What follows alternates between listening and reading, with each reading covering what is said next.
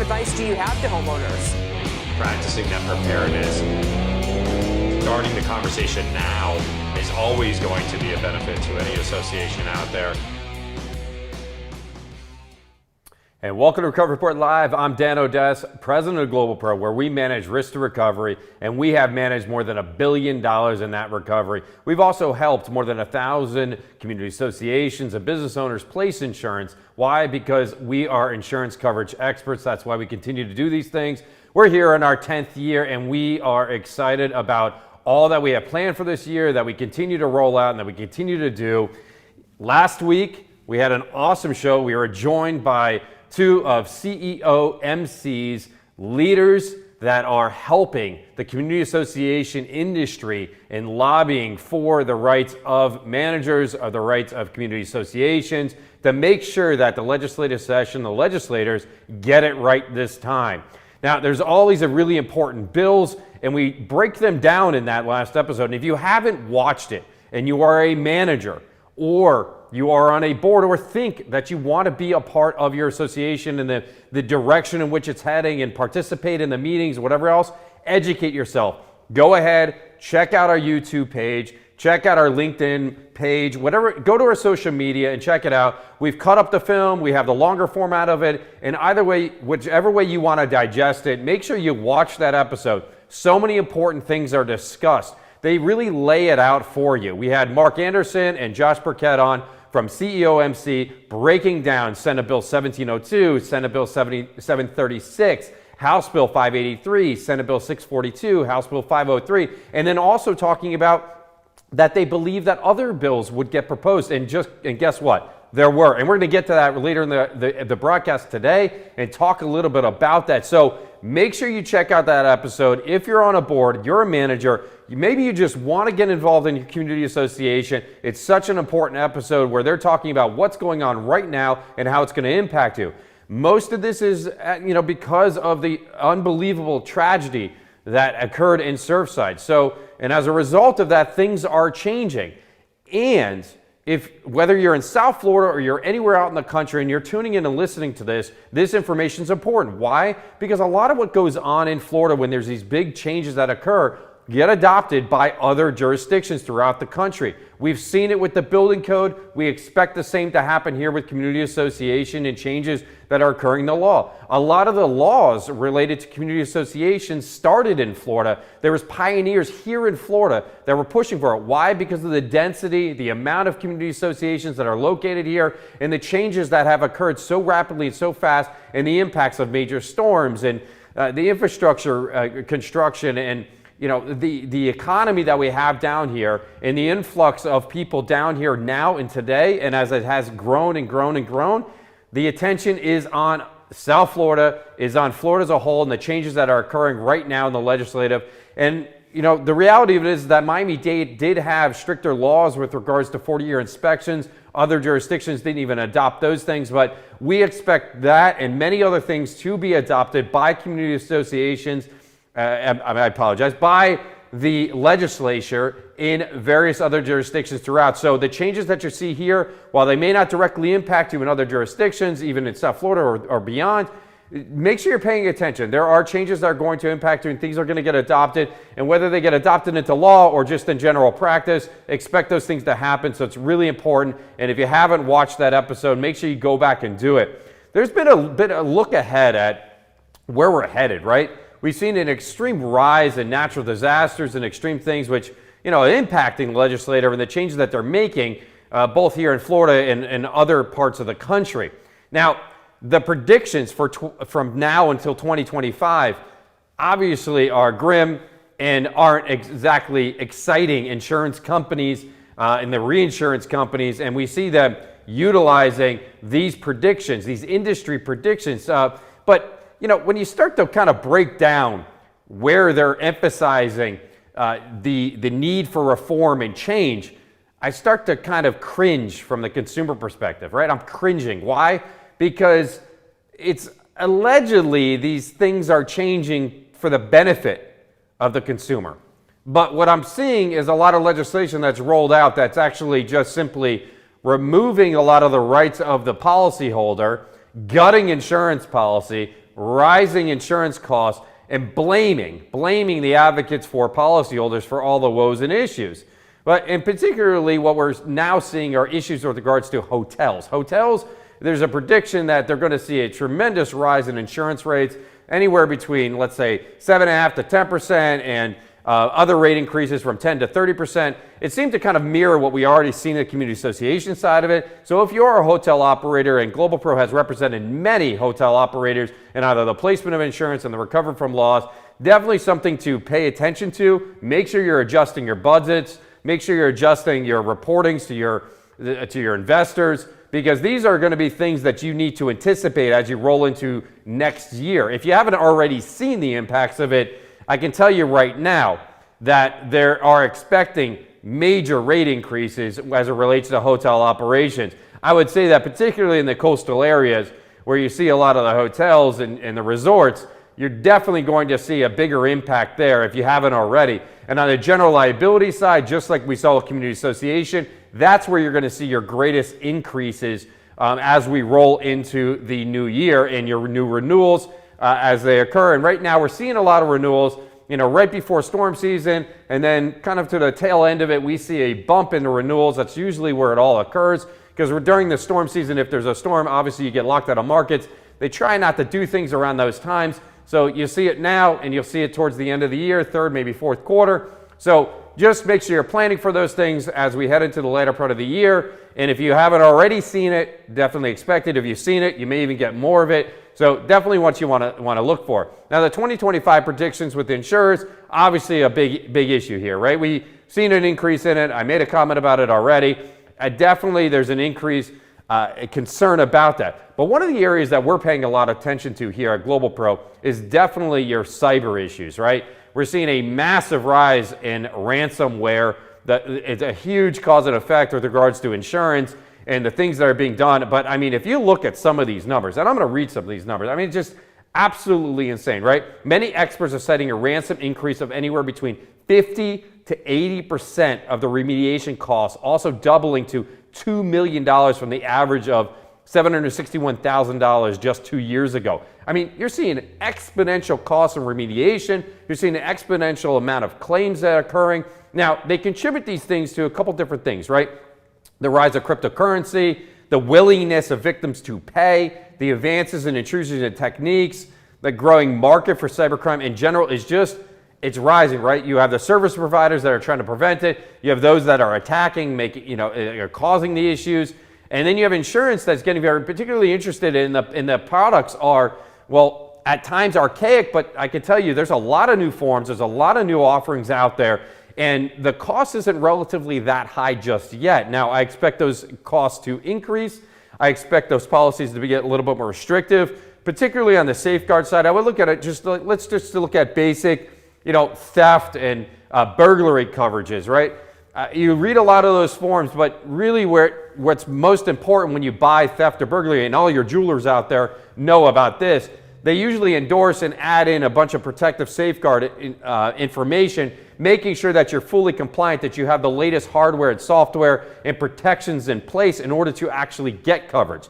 So if you're looking at that insurance, start to ask about that. Maybe there's certain discounts you can get by having certain hardware and software or certain practices in order to mitigate it. So if you don't have it, and let's say you're a small business and you don't think you can afford it, go out there, check into it, look into it. I bet you there is a product that can fit your need. And again, this could be really, the diversity in the industries is all over the place. It's not just for law firms, which are heavily attacked and also most often have most of the insurance in place that they would otherwise need. Unfortunately, a lot of times when even law firms or businesses are attacked, the first thing they do obviously is go to lawyers charging fees and hourlies. There are alternatives to that. We do offer the same adjusting services that we would otherwise offer for whether construction-related damages, water pipe breaks, fires. We can help you dealing with and navigating the complex world of cyber insurance, cyber claims. It's no different really than any other sort of claim. You have a policy, there's an adjusting process, you need to approve your damages, make your claim. but you need to make sure that you've complied with your policy obligations and walk through it. Our team is very knowledgeable of this process and can certainly do everything they can to help you. So check it out, look at it. We have some additional information online about this. Reach out to us. This is definitely an area in which we're obviously seeing a tremendous attention, a huge rise in claims, and the amounts of damages are, I mean, just exponentially increasing year over year, more so than probably any other type of loss that we're seeing. I mean, really just scratching the surface here with these issues. So make sure that you are paying attention to this. And by the way, for you community association managers or property managers, as well as board members, this also applies to you. You have so much sensitive data and information about your unit owners right there on your computers, whether even if you're working for a big corporation that's managing a lot of portfolio properties, or if you're on your own managing one property, let's say with a couple hundred units, you have bank information. Sometimes you have birth dates, pets' names, children's names. You have all this information that can be used to create passwords that can help someone, if they wanted to, penetrate your systems and your services, not only, or potentially penetrate the systems and services of your unit owners and tenants. They do huge background checks. That you ask for social security numbers. You run credit checks. If you do these things, you have sensitive information right there on your computers that can be used, right? And so what I've noticed in going out to market and talking to agents and brokers about cyber crimes and cyber insurance is that most community associations only buy liability insurance. They're not buying actual insurance to protect or to help them financially recover from a loss. They're simply actually only buying insurance to protect them from claims being made by third parties. So, for instance, if a unit owner's information is stolen and the unit owner blames the association for that theft, they have insurance to protect them for those claims being made against them by the unit owner. But they're not buying insurance to pay for the expense that goes into identifying what the issue is and rebuilding their systems and protections of any sort of ransom that needs to be paid in order to get their systems back or whatever it may be. They're not getting insurance like you would for your property, right? You buy property insurance, then you buy general liability insurance. Most associations are only buying the general liability or the cyber liability and not the actual cyber coverage to protect their own data and helping offset and mitigate those expenses. So look into that. There are products available. I did confirm, but most associations are not asking for that information or that insurance because they're not required to carry it. Now, obviously, I believe those things are going to change. Now, it's not only the cyber theft and cyber issues that are rising. We have a massive rise, obviously, in natural disaster costs, seemingly about $116 billion in 2021, 63% higher than average. That's what the industry is reporting. Now, those are kind of funny numbers to me because I don't know how this information is actually being reported. And quite frankly, this stuff changes constantly. And if you go to any other different industry professional or source for this information, the data just seemingly always is different, right?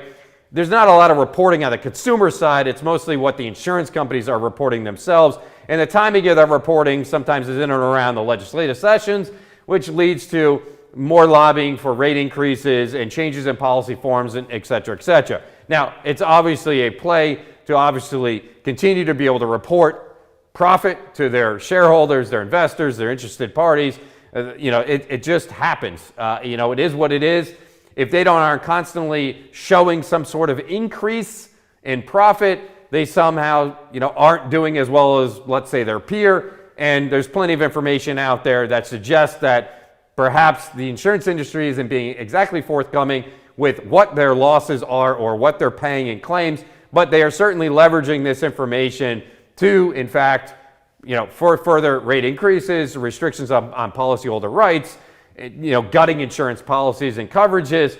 But the reality it is that we all, again, yes, there's a rise in natural disasters, but there's an extreme rise in insurance rates, but the products themselves that you're paying for are actually getting gutted. So I'm getting less coverage for more money because there's a rise in loss, but why am I paying more money if the product is not keeping up and not actually paying me for the losses that I'm sustaining? In fact, there's actually insurance companies out there now that are selling insurance products to businesses and community associations that don't cover for fires in areas that are suffering major fire losses. But those products without fire coverage cost more than the product that had the fire coverage. Just like here in South Florida, suddenly wind-driven rain from a hurricane is something other than hurricane damage, but the product costs more money than the product that didn't have the limitation or exclusion for wind-driven rain, which has been perverted to being something other than a hurricane. Again, you're paying more for less, and it's not even covering you for what you need the coverage for in the first place. Because, oh my God, there's a rise in natural disasters, and there's this rise in consumer litigation, they're suing us and everything else. Well, there's a 68% rise in consumer complaints about settlements and payments of claims. Well, if you're not doing good by your insured or your policyholder, and they're complaining about not getting paid timely, I mean, look at the tornadoes and look at the disaster that's been for the claims process. I mean, a lot of these insurance companies are bringing in adjusters that aren't even from the United States to handle claims in areas in which they've never even lived, nor adjusted claims, don't know the local building codes or the processes in order to get permits to do work or do anything else. What did you expect other than to get sued? You're never going to properly adjust a claim. And then when the estimates for these losses are cooked and in a way that don't properly compensate, they don't, on one side they want you to submit a proof of loss within 60 days, but they have 90 days to adjust the claim. And they give you the proof of loss form, and the proof of loss form gives options, but the policy doesn't have those same options, but that form's given you by the insurance company, and then they seemingly use that to delay or deny your claim or limit some sort of coverage. You start to scratch your head. That's a really complex issue, but that's what's going on. There's all this, smoke and mirrors around these issues, and it doesn't seem like it's really adding up for me as a consumer advocate sitting here trying to help policyholders. On one end, you're scared to make claims. You have construction companies out there, professing to be insurance experts, teaching classes. Even though the laws in certain jurisdictions prohibit a contractor from portraying themselves as anything other than a contractor and from negotiating with the insurance company directly on their own estimates, they simply can provide them, maybe discuss them, but there's no way they can negotiate it. And all these laws were passed to protect the consumer and everything else. Meanwhile, I'm finding out that these contractors actually work for insurance companies. They work for the same insurance company that insures a building. Then they're out there and they're telling the consumer, hey, don't hire an advocate, don't hire an insurance coverage expert. We'll take care of it. We have a relationship with this insurance company. But they work for that insurance company. But the reality of it is that by law, they shouldn't even be engaging the insurance company in anything other than just discussing their actual scope of work. However, you, the consumer, don't even know that behind the scenes they have a contract with the insurance company to represent their interest in other claims, to audit the work product of other contractors. There's all these things going on. It's really confusing, and these laws regarding contractors just passed last legislation session, and I'm hearing now in the first quarter of 2022 where these contractors are more so than ever trying to get these contracts with these insurance companies to help them on claims where they're not actually doing the mitigation work to win favor. I mean, that's the only way, not disclosing it to the consumer. Neither the insurance companies nor the contractors that are now on those jobs where they're suddenly now not working for the insurance company but are having backroom deals and working out the amount of the benefits being paid to them. It's just very confusing. There's a lot of confusing things going on right now. And the reason why I highlight all these things about contractors and talking about these things and really I got off on this tangent is that, I mean, in the last legislative session, it was focused on contractors. Let's do something to restrict contractors. And most of the laws that were passed then, all they did was actually put more onus and obligation on the insured and the policyholder to do more in order to protect themselves.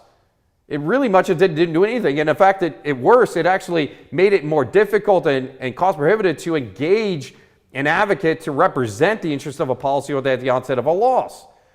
And then seemingly these contractors are taking this opportunity to interfere with the process in a way and not disclose these certain conflicts of interest, right? It's just really confusing. It's really confusing, and why in 2021 was the focus on contractors, and now we're here in 2022, and you're hearing about certain insurance companies they don't no longer want to sell insurance because of the rise of hurricanes and everything else. Well, look at the products they just recently sold and the rates at which they were sold at and what they actually covered, or better, what they didn't cover. It's confusing. It's concerning. And then I love this, Senate Bill 1728. I mean, how many massively huge font size, all capital letter warnings do you have to include in an insurance product before you just start to scratch your head as to what are we doing? What the hell is this all for? Right now they want to put this statement in an actual insurance. This is the proposed bill, right? Please discuss with your insurance agent. You are electing to purchase coverage on your roof according to a roof surface type reimbursement schedule. What does that even mean?